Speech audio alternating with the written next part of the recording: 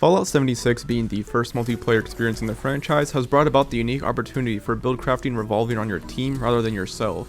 The Charisma tree is the embodiment of this playstyle, having several perks revolving around benefiting those around you. Some of these team-oriented perks include Inspiration, which grants you and nearby allies increased XP gains while on a team, Rad Sponge, which slowly regenerates rad damage for those around you, and Anti-Epidemic, which grants you a chance to cure nearby allies of diseases. However, there is one perk that stands out amongst the rest and I believe has a strong argument for being one of the best perks in the entire game. And with raids coming to the game next season, its case just became even stronger. I am of course talking about the one and only Tenderizer. This is a perk you likely run just because, other people on the internet have told you to run it, but you don't necessarily know why you run it or if it's even working. Well, what it does is it makes your target receive 10% more damage for 10 seconds. This is a substantial increase to your overall damage and DPS. However, what the perk does not tell you is that this has a benefit that stacks with other players on your team. Tenderizer can stack up to 40%. This can be achieved in multiple ways, but the most common and easiest one to explain would be to have 4 people on your team all with rank 3 equipped, and each player needs to tag the enemy. If you all do this, you will each apply 10% debuff, which totals out to 40%. Now, why is this important? Well, because raids are coming to the game next season. These raids are going to be 4-player activities that feature legitimate boss fights. Anyone who has played an MMO in the past probably knows the importance of applying debuffs. This is an essential part of your damage optimization and increasing your team's chances of success.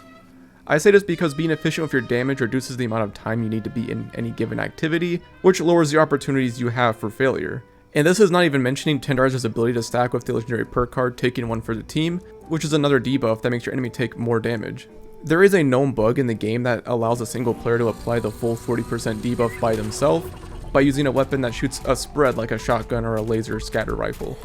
If you could make this reliably work, you could do a swap rotation where you change weapons every 10 seconds, so you just swap to your shotgun, proc the full 40% debuff, and then swap back to your main DPS weapon, and then rinse and repeat every 10 seconds. Of course, none of this is necessary in any way whatsoever. I just like discussing ways you can squeeze out as much damage as possible. And speaking of damage, I have a damage chart here for you guys showing the non-critical hits versus the critical hits and the increase Tenderizer made when it was equipped and not equipped. I used the handmade and the Enclave plasma rifle for testing, and I got 14% increases on the non-critical hits with Tenderizer equipped, while I got a 7% increase on the handmade and a 5% increase on the EPR with Tenderizer equipped. I don't know why these numbers are not uniform. It is odd. I tested it on other enemies in the game such as Strumians, Scorch Bees, Minor Queens, etc. And the damage numbers were all over the place, and sometimes it wasn't even working when you would hit them multiple times. So again, I'm not really sure what's going on here, but I can 100% say it is definitely worth running on bosses. Everything else in the game, I don't know why it doesn't seem to work half the time, but it is what it is, I guess.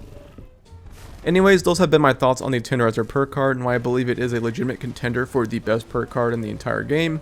If you liked the video or enjoyed content like this, be sure to subscribe, as I'm always looking for ways to bring you guys the best information possible. And with all that being said, I will see you all in the next one.